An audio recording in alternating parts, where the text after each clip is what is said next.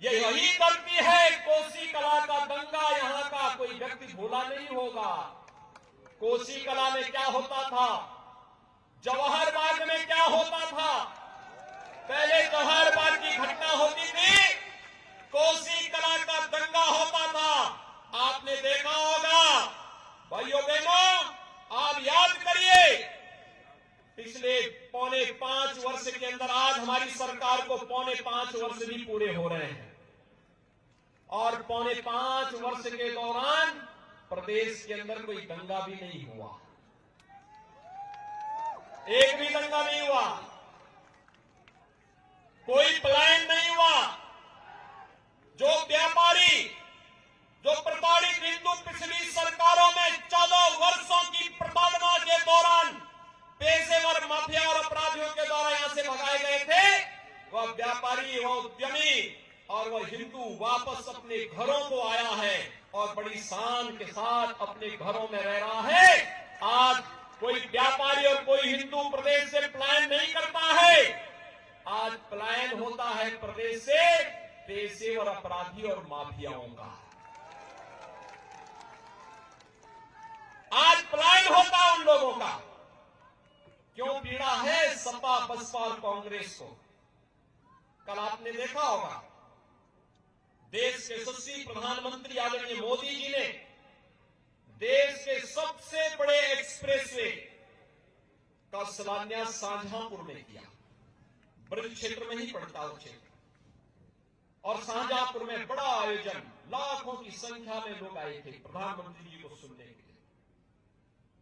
और प्रधानमंत्री जी ने उस समय इस बारे में कहा कि गंगा एक्सप्रेसवे उत्तर प्रदेश के विकास की रीढ़ बनेगी। लेकिन जिन लोगों को विकास अच्छा नहीं लगता, उन लोगों ने प्रधानमंत्री जी के ट्वीट पर गलत, प्रधानमंत्री जी के वक्तव्य पर गलत ट्वीट किए।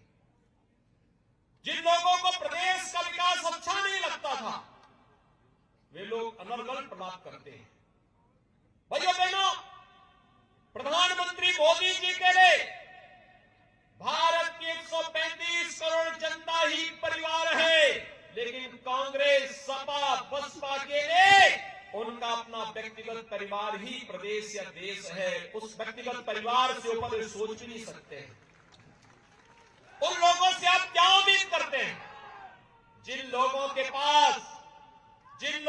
पास संकुचित दृष्टि है, वे विकास के इस मॉडल को नहीं स्वीकार कर सकते, विकास के इस मॉडल को कैसे सराहना कर सकते हैं। और यही तो कारण है कि जब डबल इंजन की सरकार विकास कराती है, उन लोगों को तब भी अच्छा नहीं लगा था जब मथुरा वृंदावन नगर निगम घोषित हुआ था। उनको तब भी अच्छा नहीं लगा था जब ब्रज तीर्थ विकास परिषद का गठन हुआ था। उनको तब भी अच्छा नहीं लगा था जब ब्रज तीर्थ विकास परिषद के सभी तीर्थों के साथ साथ मथुरा में मदिरा और मांस की दुकानों को बंद किया गया था। उनको तब भी अच्छा नहीं लगा था, तब भी उनको अच्छा नहीं लगा था। और उनको तब भी अच्छा नहीं लग रहा था जब मुजफ्फरनगर के दंगाइयों के खिलाफ सरकार कार्य कर रही थी। उनको तब भी अच्छा नहीं लगता है जब हम किसी गरीब को फ्री राशन योजना का लाभ देते हैं। जब प्रधानमंत्री मोदी जी देश के 135 करोड़ जनता को फ्री वैक्सीन, सबको वैक्सीन का लाभ देते हैं, उनको तब भी अच्छा नहीं लगता है। उनको तब भी अच्छा नहीं लगता है जब प्रदेश के अंदर सुरक्षा का बेहतर वातावरण और देश के अंदर देश की सीमाएं सुरक्षित होती हैं, तो विपक्ष को वह अच्छा नहीं लगता है। जब दंगाइयों पर सख्ती की जाती है तो कांग्रेस, सपा और बसपा को अच्छा नहीं लगता है। उनको अच्छा क्या लगता है? दंगाइयों को गले लगाना, आतंकवादियों को छोड़ना, गौमाता की हत्या, गौमाता के हत्यारों को तस्करी करने के लिए प्रेरित करना, गरीब के लिए आने वाली डालना, विकास के कार्यों में लूटपाट करना, आस्था के साथ खिलवाड़ करना। मैं पूछना चाहता हूं भाइयों बहनों, आपने आशीर्वाद दिया, ऐसा कौन कार्य है देश के अंदर जो भाजपा ने कहा हो और वह न किया हो? कौन ऐसा कार्य है? मोदी जी ने कहा सबका साथ सबका विकास, तो सबका साथ सबका विकास, एक गरीब को मकान मिल जाना, यही हमारे लिए राम राज्य है। एक गरीब को विद्युत का निःशुल्क कनेक्शन मिल जाना, ये हमारे लिए राम राज्य है। एक गरीब को फ्री में शौचालय मिल जाना, यही हमारे लिए राम राज्य है। एक गरीब को 5 लाख रुपए की स्वास्थ्य बीमा का कवर मिल जाना, ये भारतीय जनता पार्टी ने कहा नहीं था, लेकिन एक गरीब का हक था, मोदी जी ने वो दिया, भारतीय जनता पार्टी ने वो दिया। एक गरीब को सुरक्षा का बेहतर वातावरण मिलना चाहिए, एक बेटी को सुरक्षा का बेहतर वातावरण मिलना चाहिए, यह भारतीय जनता पार्टी ने आपको दिया, प्रदेश को दिया, देश को दिया। और यही तो विपक्ष को अच्छा नहीं लग रहा है कि आखिर ये सब क्या है। हमने कहा था देश के अंदर आतंकवाद को मिटाएंगे, कश्मीर में धारा 370 समाप्त कर दी गई ना। पंडित दीनदयाल उपाध्याय जी की पावन जन्मभूमि यही क्षेत्र है। भाइयों बहनों, पंडित दीनदयाल उपाध्याय जी ने जब भारतीय जनसंघ की स्थापना के साथ अपना कार्य संगठन मंत्री के रूप में कार्य प्रारंभ किया था, तब भारतीय जनसंघ ने डॉक्टर श्यामा प्रसाद मुखर्जी जी के नेतृत्व में एक नारा दिया था, एक देश में 2 प्रधान, 2 विधान और 2 निशान नहीं चलेंगे, नहीं चलेंगे। कांग्रेस के द्वारा कश्मीर पर थोपी गई धारा 370 और उसके खिलाफ सबसे पहला आंदोलन चलाने वाला कोई व्यक्ति था, कोई दल था तो भारतीय जनसंघ था, और कोई नेता था तो डॉक्टर श्यामा प्रसाद मुखर्जी थे, जिन्होंने अपना बलिदान दिया था। भाइयों बहनों, ये धारा 370 कश्मीर को भारत से अलग थलग करने और भारत के अंदर आतंकवाद को प्रेरित और प्रोत्साहित कर रहा था, लेकिन भारतीय जनता पार्टी की सरकार ने स्वीकार नहीं किया। प्रधानमंत्री मोदी जी ने, गृह मंत्री अमित शाह जी ने जैसे ही मौका मिला, एक झटके में 5 अगस्त 2019 को धारा 370 को सदैव के कूड़े के ढेर में डाल करके एक भारत श्रेष्ठ भारत की परिकल्पना को साकार किया। कश्मीर में धारा 370 को हटाने का आप समर्थन करते हैं? एक बार दोनों हाथ ला करके मेरे साथ बोलेंगे, क्या समर्थन करते हैं? तो जोरों से बोलेंगे, भारत माता की, भारत माता की। भाइयों बहनों, पिछले चुनाव में जब इस क्षेत्र में मैं प्रचार करने के लिए आया था, तो मैं एक सभा में आया था। जैसे आया था, मैं सभा प्रारंभ करता, तब तक हमारे मीडिया के एक मित्र ने मुझे कहा योगी जी, आप लोग कहते हैं कि रामलला हम आएंगे, मंदिर वही बनाएंगे, क्या बनाएंगे? तो मैंने कभी आपको क्या संदेह है क्या? कहा नहीं, आप लोग यही नारा लगाते हैं। मैंने कहा चिंता मत करिए, हम आएंगे भी और भव्य राम मंदिर के निर्माण का मार्ग भी प्रशस्त करेंगे। भाइयों बहनों, मैं आपसे पूछना चाहता हूं, हमने जो कहा अयोध्या में भगवान राम का मंदिर के निर्माण का कार्य प्रारंभ हो गया है ना। 5 अगस्त 2020 को प्रधानमंत्री मोदी जी ने अयोध्या में जाकर के भगवान राम के भव्य मंदिर के निर्माण का कार्य प्रारंभ कर दिया है। आप खुश हैं? मेरे साथ बोलेंगे जय जय श्री राम, जय जय श्री राम।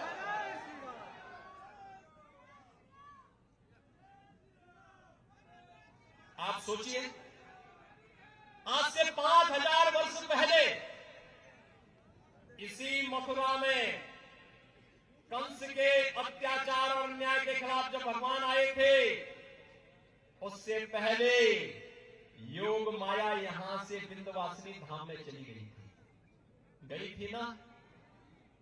योग माया का मंदिर है ना, देख लिया है ना, बहुत ध्यान से देखे हो ना, दर्शन किए हो ना।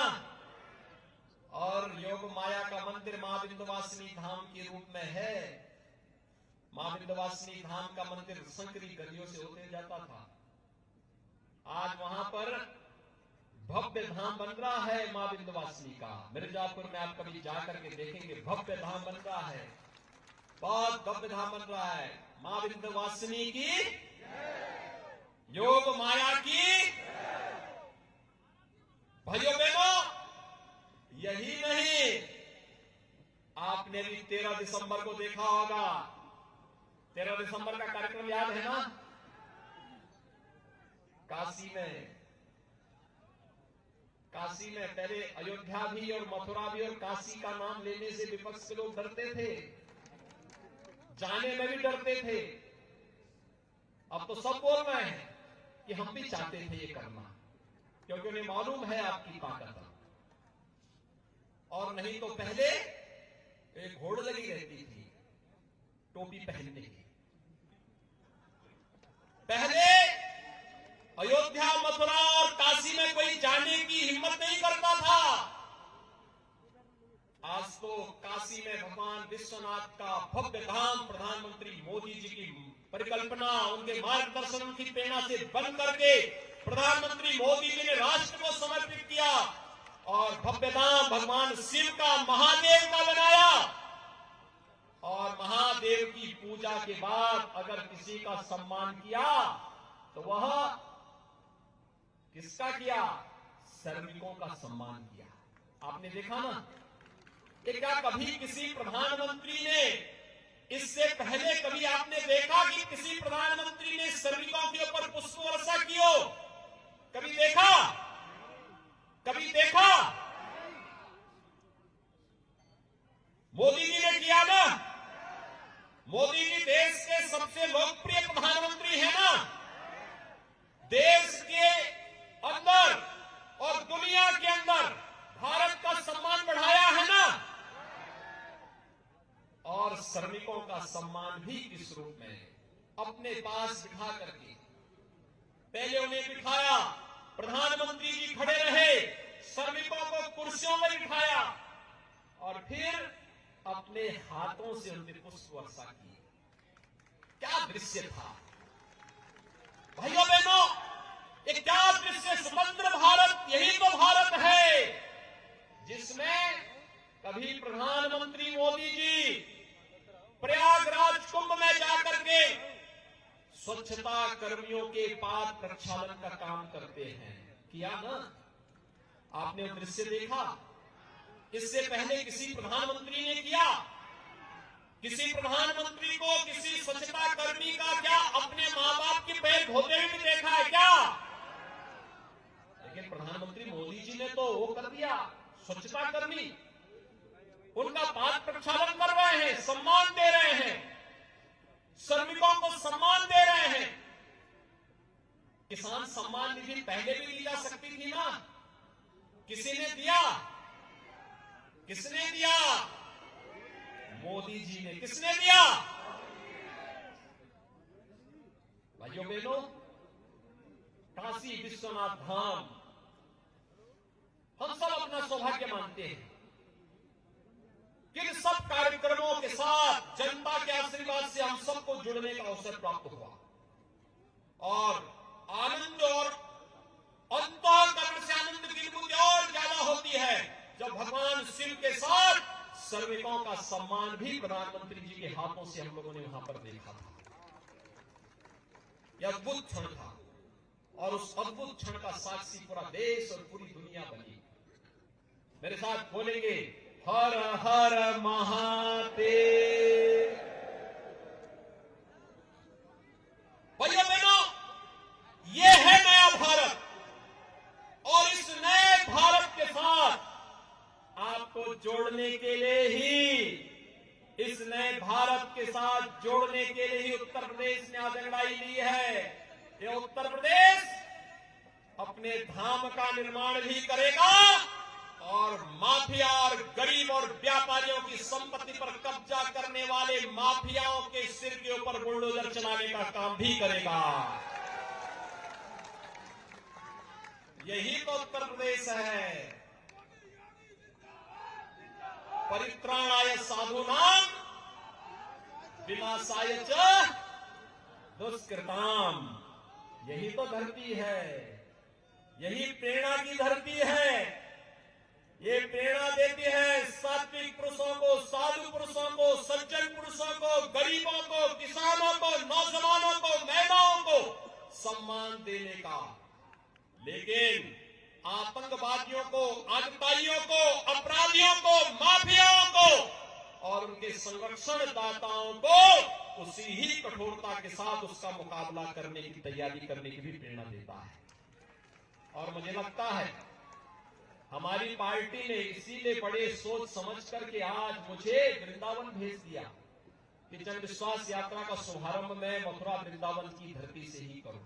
और भाइयों बहनों, आज मैं यहां पर आया हूं आपसे कहने के लिए, हम लोगों ने जो कहा था, विश्वास जो कहा वो करके दिखाया। हमने भेदभाव किसी के साथ नहीं किया, विकास सबका। जब श्रीकांत जी ने विद्युत के कनेक्शन देने प्रारंभ किए थे, क्या किसी की जाति पूछी थी? सबको दिया, विकास सबका। जब चौधरी लक्ष्मी नारायण जी के माध्यम से किसानों की उपज को क्रय करने की बात हुई, तो क्या किसी की जाति और चेहरा देख करके प्रारंभ हुआ था क्या? नहीं। तब सबका साथ, सबके विकास का, विकास सबका, लेकिन तुष्टीकरण किसी का नहीं। नारा क्या था? विकास सबका, तुष्टीकरण किसी का नहीं। और भाइयों बहनों, आज मैं यही कहने के लिए आया हूं।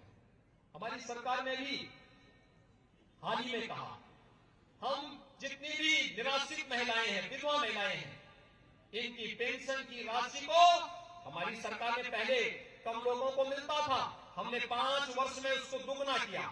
और फिर अब ये कहा कि अब तक तो 500 रुपए मिलती थी, अब इनको 1000 रुपया महीने पेंशन दिया करेंगे।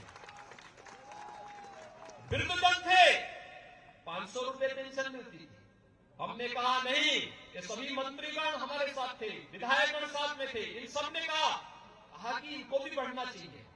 हमने उसकी राशि भी 1000 रुपए कर दी।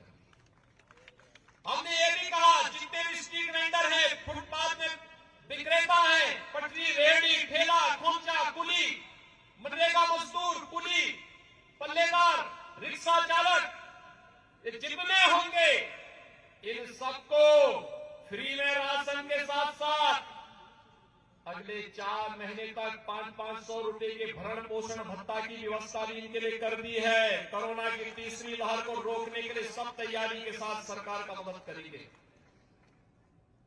भाइयों बहनों, में आया था कोरोना की दूसरी लहर में भी इसी मथुरा में आया था।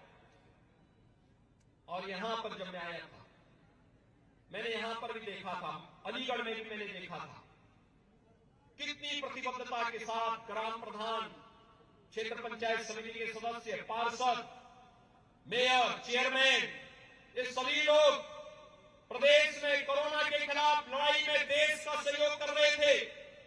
आंगनबाड़ी, आशा वर्कर, एएनएम, इन सबके मानदेय को भी सरकार ने बढ़ाने का काम किया। कहा सबका मानदेय बढ़ेगा, सबको सम्मान देंगे, क्योंकि इन्होंने कोरोना के खिलाफ लड़ाई को तेजी के साथ आगे बढ़ाया है, उस लड़ाई में विजयी बनाया है, उस लड़ाई को आगे बढ़ाने का कार्य करेंगे। और कोरोना के खिलाफ इस लड़ाई को मजबूती के साथ लड़ने के साथ साथ फ्री में राशन की व्यवस्था, डबल इंजन की सरकार डबल डोज दे रही है। डबल डोज आपको राशन 2-2 बार हर महीने देने की व्यवस्था की गई है। और राशन के साथ दाल भी मिलेगी और खाद्य तेल भी मिलेगा। अंत्योदय कार्ड धारक को चीनी भी मिलेगी और बाकी सभी लोगों को नमक भी उसके साथ उपलब्ध होने देने का कार्य किया जा रहा है।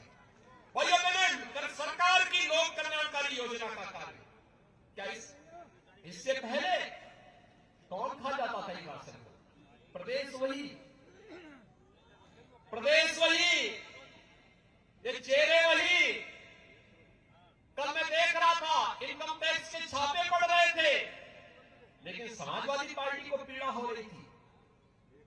एक व्यक्ति से मैंने पूछा, मैंने कहा ये सब क्यों हो रहा है? तो मीडिया के उस पत्रकार ने कहा साहब आपको मालूम नहीं चोर की दाढ़ी में तिनका? मैंने कहा भी क्या मतलब? कहा कि 5 साल में किसी व्यक्ति की संपत्ति 200 गुना बढ़ जाएगी, क्या कोई इसके बारे में सोचता था क्या? लेकिन समाजवादी पार्टी की सरकार में सब देखने को मिलता था। भाइयों बहनों, आप सबसे मैं कहने के लिए आया हूं, आप मुझे बताइए, ये तो मथुरा, वृंदावन, बरसाना, गोकुल, नंदेड़ आदि तीर्थ स्थल बनाए गए हैं, क्या ये सपा, बसपा या कांग्रेस कर पाती? क्या अयोध्या में राम मंदिर का निर्माण ये लोग कर पाते? क्या विंध्यवासिनी धाम का पुनरुद्धार ये लोग कर पाते? क्या गरीबों का राशन ये दे पाते?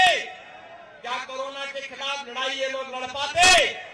क्या पेशेवर अपराधी और माफियाओं के खिलाफ लड़ाई ये लोग लड़ पाते? जब ये लोग किसी लायक नहीं है तो इन लोगों को क्या सत्ता में वोट देना चाहिए क्या? दोनों हाथ ला करके बोलेंगे, इशारा करेंगे, क्या देना चाहिए? आज भारतीय जनता पार्टी की जन विश्वास यात्रा के साथ साथ प्रधानमंत्री मोदी जी के नेतृत्व में चल रही इस लड़ाई में आप भी अग्रणी भूमिका के योद्धा के रूप में इस लड़ाई में मैदान में आएंगे हमारे साथ? क्या तैयार हैं? मजबूती के साथ दोनों हाथ पा करके मेरे साथ बोलेंगे, भारत माता की, भारत माता की।